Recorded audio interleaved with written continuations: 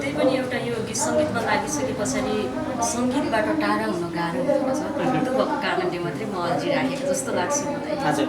कालो कोटले आँखा नलाऊ, निलो कोटले आँखा नलाऊ, डाक्टरले नि आँखा नलाऊ, मलाई आँखा लाऊ यो के लाऊ रेले, हे मलाई आँखा लाऊ हङकङ लाऊ रेले। सायद 1-2 घन्टाको अन्तर्वार्ताले चाहिँ सकिँदैन होला जस्तो लाग्छ। भनेको यसको कथा लामै छ। हजुर एकदम। फुलो बुटे रातो सारीमा लैजाऊ के कान्छेलाई, बुटल हुँदै पाल्पा गाडीमा लैजाऊ के कान्छेलाई, बुटल हुँदै पाल्पा गाडीमा। हजुरले बिहे गर्नुभएको छ? अन्य हुनुहुन्छ? अब अहिले नखोलौँ, त्यहाँसम्म नजाउँ। ओके, तपाईँसँग हामी सङ्घर्ष चाहिँ म सिङ्गल नै गरिरहेको छु। सङ्घर्ष गर्दै आउनु भएको छ। यसमा 2 मात्र छैन। हे भगवान क्या दुःख भोगायो, देउता पनि ढुङ्गालाई ढोगायो, भइगो बिर्सिदेऊ, तिमीले पनि नसम्झ भइगो बिर्सिदेऊ। मामु चिठी र माम कहिले दिने? कहिले चिठी र माम मात्रै खान मन लाग्छ। चिठी र माम खाने हो। दुनिया गर्ने, डिस्को बारहरू जाने, श्रीमानको उठीबाज लाउने, त्यस्तो खालको प्ले गर्ल्समा चाहिँ त्यो भूमिका गरेको छु। अनि अर्को जात छ, जातमा चाहिँ सानो जातलाई नै लिएर बनाएको छ। सानो जातले पहिला कति दुःख पीडाहरू भोगेर आयो भन्ने खालको त्यो भूमिका छ। त्यस्तै छ। अनि सम्पत्ति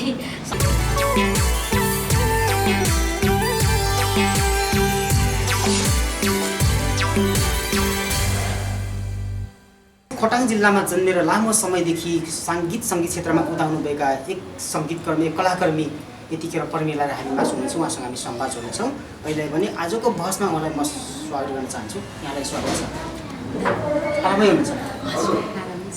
पर्मिला राईले धेरै मिठा मिठा गीत सङ्गीत ल्याउनु भएको छ, धेरै मिठा मिठा गीतहरू गाउनु भएको छ। यो समय कति भयो?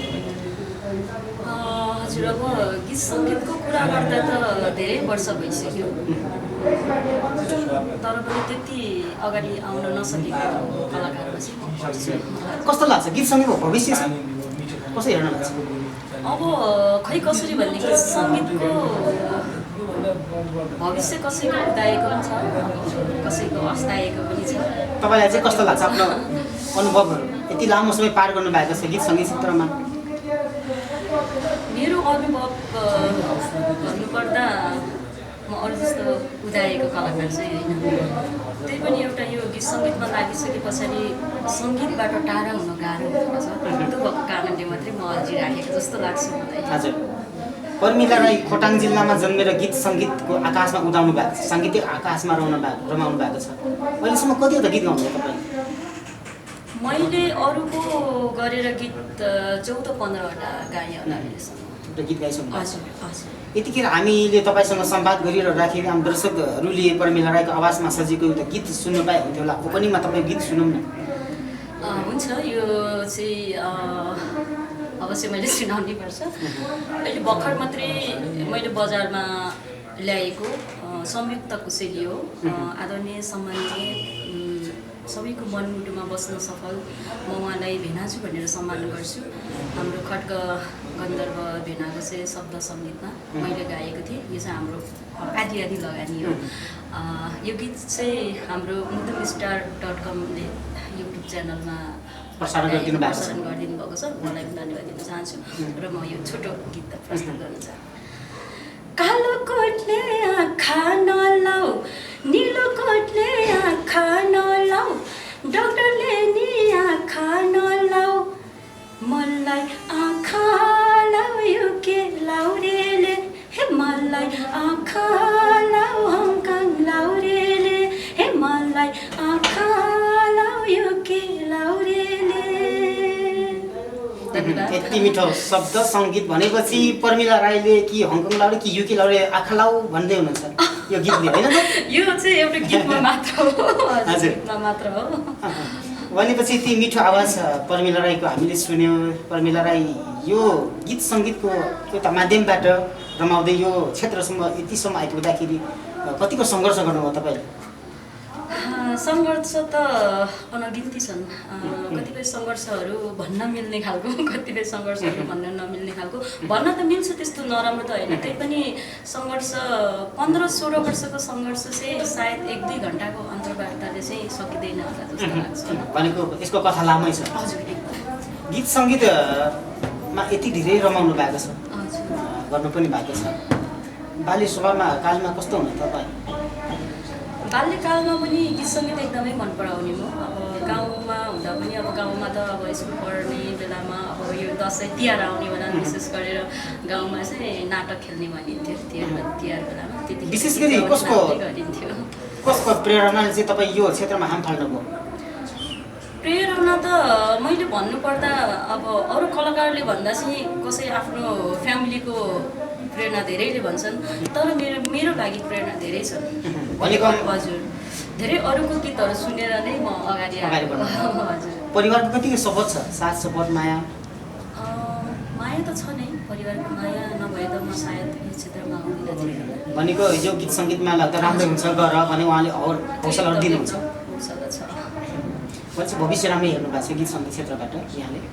भविष्य हेरेको छु, तर हेरे जस्तो सोचे जस्तो चाहिँ छैन। त्यो सफलता पाउन सकेको छैन।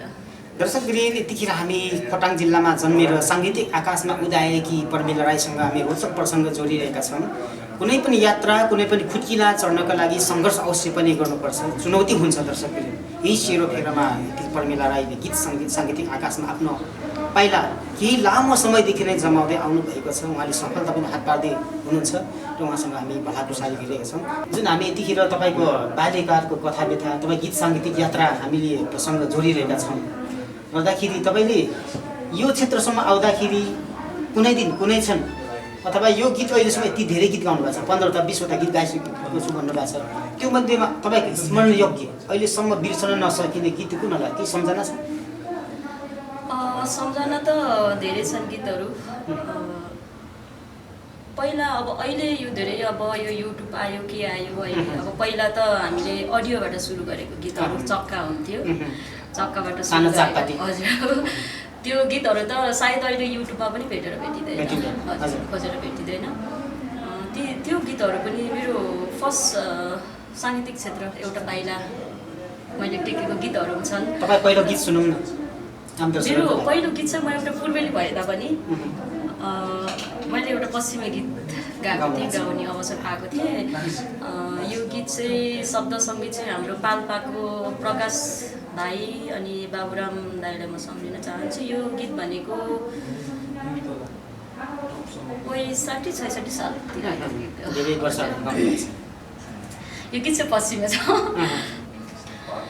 फुल्लो बुट्टे रातो सारीमा लैजाऊ के कान्छेलाई बुटल हुँदै पाल्पा गाडीमा लैजाऊ के कान्छेलाई बुटल हुँदै पाल्पा गाडीमा। सायद मैले त्यो भुल्न खोजिसकेको छु। यो धेरै मिठो गीत छ। तर पूर्वेली भूमिमा पूर्वी नेपालमा झन्डेर तपाईँले पश्चिमी भाका कसरी अगाडि पुग्नु? यो यस्तो भयो, मेरो सङ्गीतको स्ट्रगल गर्ने टाइममा चाहिँ मेरो पश्चिमे साथीहरू धेरै भए र पूर्वेली गीतहरू पनि थियो। त्यतिखेर चाहिँ अलिकति हाम्रो पूर्वेली गीतहरू अलिक सुन्न नमान्ने खालको त्यस्तो थियो। अब आधुनिक गीतहरू त थियो नै त्यतिखेर, तर पनि हामी चाहिँ अब यो लोकदोहोरीहरू चाहिँ अलिक कम सुन्ने पूर्वको त्यो भएको कारणले, पश्चिमे साथीहरू भएको कारणले मलाई पश्चिमतिरै मेरो साथीहरूले डोराउनु भयो र मलाई अलिक सजिलो पनि भयो।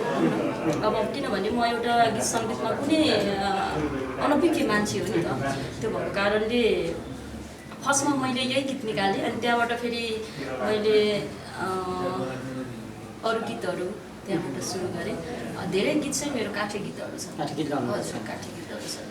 दसैँ लगभग नेपाली नारीहरूको महान चाड हरितालिका 30 पनि आउनु लागेको छ। हजुर, तीज पनि सँगसँगै महिलाको त महान चाड हजुर सँगसँगै दसैँ आउँदैछ हजुर तीमध्येमा कुनै कसैले ल्याउनु भएको छ कि यहाँले ल्याउँदै हुनुहुन्छ मेरो हजुर मेरो दसैँ गीत पनि गत साल मेरो आफ्नै लगानीमा दसैँ गीत पनि मैले गरेकी छु अनि तिजको गीत पनि गरेको छु आउने दसैँ आउने तीजको लागि चाहिँ के छैन कसैले आउने दसैँको तिजको लागि? लागि यसपालि चाहिँ मैले गरिनँ यसपालि चाहिँ मैले यही युके लाउरेलाई नै प्राथमिकता दिएँ हजुर तपाईँको मिठो गीत मैले पनि हेरेँ मैले यो समाचार लेखेको छु मधुमस्टार.com ले प्रसारण भएको छ समाचार हामीले लेखेका छौँ मैले पनि हेरेको छु तपाईँको गीत मिठो छ प्रकृतिलाई समेट्नु भएको छ एक युगल जोडी बिचको आपस प्रेम बिचको माया अँगाल्नु भएको छ जुन म्युजिक भिडियोमा होइन त प्रमिलाजी हजुर अनि भनेपछि अबको योजना के छ गीत सङ्गीतमा रमाउने कि अरू व्यवसाय बिजनेसमा केही छ कि व्यवसाय त मेरो खासै छैन अझै पनि गीत सङ्गीतमा नै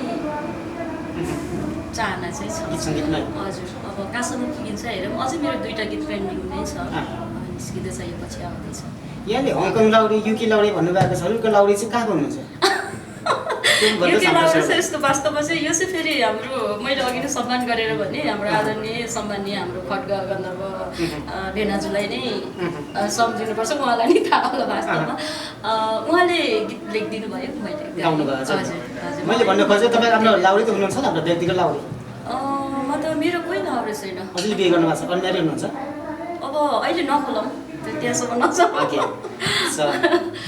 ओके तपाईँसँग हामी सङ्घर्ष चाहिँ म सिङ्गल नै गरिरहेको छु सङ्घर्ष गर्दै आउनु हजुर भएको हजुर छ यसमा 2 मन छैन रोचक प्रसङ्ग छ तपाईँको अति गीत पनि मिठो छ हामी धेरै तपाईँसँग मैले गफ लाउँदाखेरि नेता नेत्री होइन उहाँ गायिका हो भनेर दर्शक रिसाउँदा तपाईँको हामी मिठो आवाजबाट गीतै सुन्छौँ फेरि कुनै हुन्छ मैले यो पनि गत सालमै निकालेको यो पनि संयुक्त आदरणीय दाजु रामहरि भण्डारी दाइ र मैले संयुक्त निकालेको थियो हे भगवान क्या दुःख भगायो देउता पनि ढुङ्गालाई ढुङ्गायो भाइको बिर्सिदेऊ तिमीले पनि नसम्झ भाइको बिर्सिदेऊ मलाई बाटो दिँदैन आँसुले भो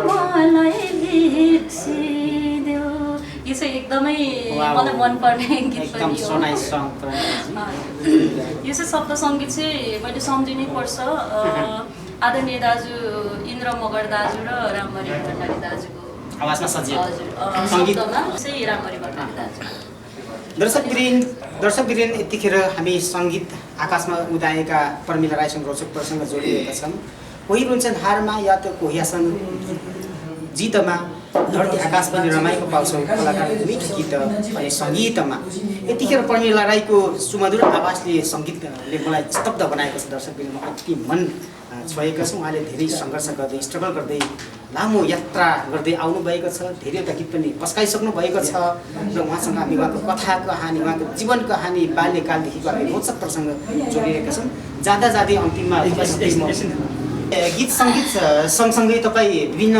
टेली सिरियलहरूमा पनि आबद्ध हुनुहुन्छ होइन प्रमिलाजी हजुर केमा खेल्नु भएको छ अहिलेसम्म मैले सिरियल अहिले भर्खर पनि गरिरहेको छु एउटा मेरो पहिलो सिरियल चाहिँ भाग्य छोराको भाग्य छोरा हजुर के भूमिकामा खेल्नुभयो तपाईँ अब भाग्य छोराको त्यस्तै दुःखको भूमिकामा छ त्यो अब जस्तो श्रीमान श्रीमती चाहिँ अब अन्तर्जातीय विवाह गरिसके पछाडि चाहिँ अन्तर्जातीय श्रीमानले श्रीमती भित्र आउँदा त्यहाँभित्रको घरभित्रको माहौलहरू हजुर त्यो अनि अहिले यस्तो नि हुन्छ भन्नेमा खेलिरहेको छु अनि अहिले भर्खरै एकदमै अहिले चर्चामा भएको चाहिँ त्यसमा चाहिँ म अलिकति लाटोभन्दा मुख बोल्ने तर तोती बोल्ने हजुर त्यो खालको अभिनय त्यस खालको भूमिकामा अभिनय गर्नु भएको छ हजुर त्यो खालको भूमिकामा अभिनय गरेको छु त्यो चाहिँ धेरै यसले पनि अहिले मलाई वास्तवमा धेरै प्लस पोइन्ट चिनाएको छ हौसला मिलेको छ दर्शक चिनाएको छ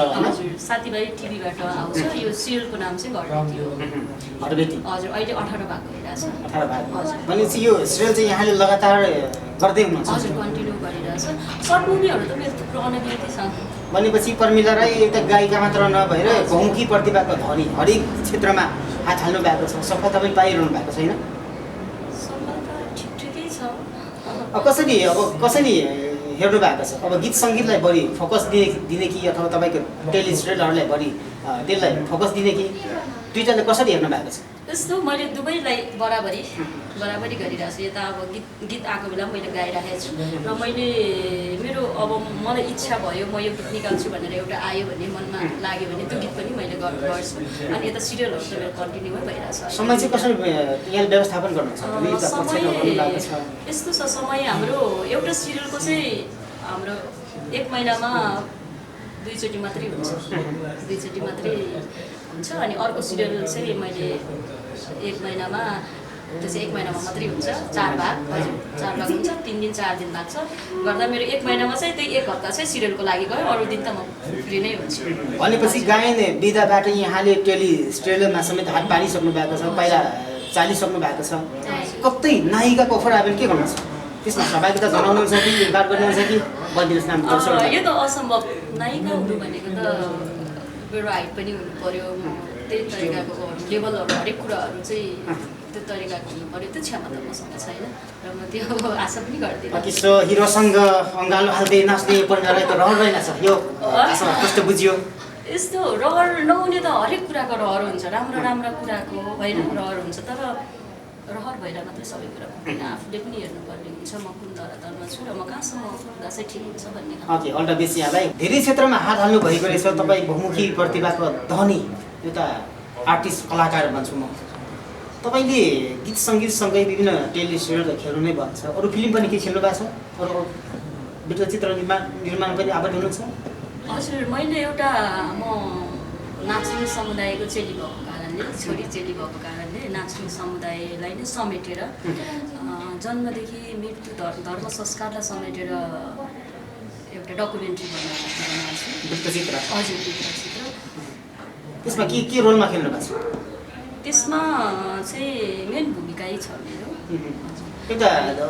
अनि अर्को चाहिँ मैले एउटा झल्को फिल्म खेलेको छु। यो पनि मगर जातिको संस्कृति कला संस्कृति भनेपछि राईबाट एउटा नाच्रिङबाट मगर्ने भनिदिनु भएको छ। हजुर। कस्तो झल्को फिल्ममा तपाईँले के भूमिका निभाउनु भएको थियो? झल्को फिल्ममा चाहिँ मैले साइड भूमिका निर्वाह गरेको छु। एउटा अभिनय गरेर देखाउनुहोस् न दर्शकहरूलाई। त्योभन्दा अहिले चाहिँ म जुन अहिले चर्चामा रहेको एउटा तोते बोल्ने खालको होइन त्यो चाहिँ म गर्छु। यो चाहिँ गडबडी सिरियलको। हजुर, गडबडी सिरियलको। मामु चिठी र माम कहिले दिने? कहिले चिठी र माम मात्रै खान मन लाग्छ। चिठी र माम खाने हो। Thank you. भनेपछि तपाईँले सानो छोरीको अभिनय गर्नु भएको छैन यो भूमिकामा? हजुर, मान्छे चाहिँ बुढी तर खालि जहिले पनि घरको उसलाई केही इन्टेन्सन छैन। आमा बाउहरू कसरी बाँच्नु भएको छ, कति दुःख छ, के छ होइन, तर ऊ चाहिँ जहिले पनि चिचेर माम खाने र अर्काको घरमा भेट्यो भने पनि निकालेर खाइदिने, त्यस्तो खालको वस्तुहरू छोडिदिने, कुखुराहरू काटिदिने, त्यस्तो खालको। फ्यान्टास्टिक, यति रोचक अभिनय गर्नु भएको छ एउटा सानो नानीको होइन, चिची र मामा भनेर यहाँले। अरू यो चाहिँ यो त भयो त टेलिसिरियलको भएन, चलचित्र बन्नु भएको छ। चलचित्रमा चाहिँ के अभिनयमा भूमिका निभाउनु भयो? चलचित्र भन्दा पनि डकुमेन्ट्री हो, ठुलो पर्दाको चलचित्र होइन। हजुर, यसमा चाहिँ मैले खेलेको चाहिँ प्ले गर्ल्स छ। यसमा पनि अब त्यस्तै प्ले गर्ल्स भनिसकेपछि अब अहिलेको महिलाहरूले अरू पुरुषहरूलाई कसरी सता हुन्छन्, कसरी के गरे हुन्छ भन्ने खालको त्यो पनि एउटा भिजुअलको माध्यमबाट दर्शकलाई भनिदिनुहोस् न। प्ले गर्ल्स चाहिँ कस्तो छ भने त्यस्तो सिनहरू नराम्रो त होइन। अब अहिले कतिपय महिलाहरू चाहिँ अब श्रीमान विदेशमा हुँदा श्रीमानको पैसाहरू ढाँटेर दुनियाँ गर्ने, डिस्को बारहरू जाने, श्रीमानको उठीबाज लाउने, त्यस्तो खालको प्ले गर्ल्समा चाहिँ त्यो भूमिका गरेको छु। अनि अर्को जात छ, जातमा चाहिँ सानो जातलाई नै लिएर बनाएको छ। सानो जातले पहिला कति दुःख पीडाहरू भोगेर आयो भन्ने खालको त्यो भूमिका छ। त्यस्तै छ। अनि सम्पत्ति चाहिँ धेरै अब सम्पत्ति भएको बाउको छोरीको क्यारेक्टर अभिनयको माध्यमबाट हाम्रो दर्शकलाई प्रस्ताव मिल्दैन। त्यही हो, अब सम्पत्ति भन्दा नामै होइन, त्यस्तो खालको अभिनय त छैन त्यो खालको। तर त्यो चाहिँ हजुर अब बाउआमाहरू धनी भयो भने छोरीहरू चाहिँ काठमाडौँमा कसरी बिग्रेको हुन्छ भन्ने खालको त्यसलाई चाहिँ समाजमा घटेका तथ्यपरक कुराहरू ल्याउनु। समाज सान्दर्भिक। हजुर। Okay, so thank you so much हजुर। यहाँलाई ए हुन्छ जाँदा जाँदै कतै मैले सोध्न बिर्सेका अथवा यो कुरा मैले भन्न पाए हुन्थ्यो भन्ने केही छ भने मैले सोध्न बिर्सेँ केही छुटेका केही छ भने भन्न सक्नुहुन्छ यहाँले होइन ठिकै छ हजुर। Okay thank you so much all the best for you तपाईँको जुन करियर तपाईँको साङ्गीतिक यात्रा अनि तपाईँको जुन टेलिसिरियलमा पनि आउनु भएको छ दुईवटा क्षेत्र अँगाल्नु भएको छ दुईवटालाई बराबरी अँगाल्दै अगाडि बढ्न सफल रहन् यहाँलाई शुभकामना दिन चाहन्छु अहिले हामी छुट्छौँ हजुरलाई नि धेरै धेरै धन्यवाद। अहिलेसम्म यो मेरो दोस्रो अन्तर्वार्ता होला, यो 15-16 वर्षको स्ट्रगलमा दोस्रोचोटि अन्तर्वार्ता दिँदैछु होइन। Nice. मेरो आफ्नो कुराहरू राख्ने मौका दिनुभएकोमा हजुरलाई धेरै धेरै धन्यवाद दिन चाहन्छु। थ्याङ्क यू सो मच यहाँलाई शुभकामना